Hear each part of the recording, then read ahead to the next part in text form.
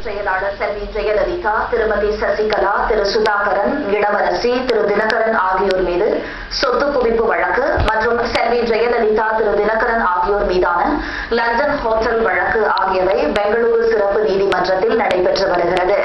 இந்த இரு வழக்குகளையும் இணைத்து விசாரிக்க சிறப்பு நீதிமன்றம் முடிவு செய்தது. அதற்கு எதிர்ப்பு தெரிவித்து திமுக பொதுச் செயலாளர் திரு அன்பழகன் உச்சநீதிமன்றத்தில் வழக்கு தொடர்ந்தார்.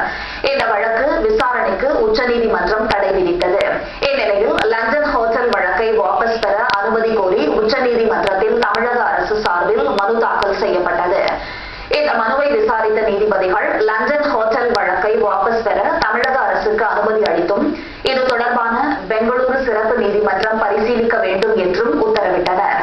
அதற்கான மனுவை பெங்களூரு சிறப்பு நீதிமன்றத்தில் தமிழக அரசு தாக்கல் செய்தது. வழக்கை நேற்று விசாரித்த நீதிபதி லண்டன் ஹோட்டல் வழக்கை வாபஸ் பெற அனுமதி கோரிய தமிழக அரசின் மனு தள்ளுபடி செய்யப்படுகிறது என்றார்.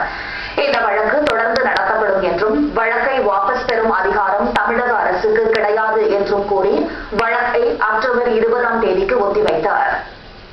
பெங்களூரு சிறப்பு நீதிமன்றத்தின் இந்த தீர்ப்பை வரவேற்பதாக கர்நாடக மாநில அதிமுக பேரவை செயலாளர்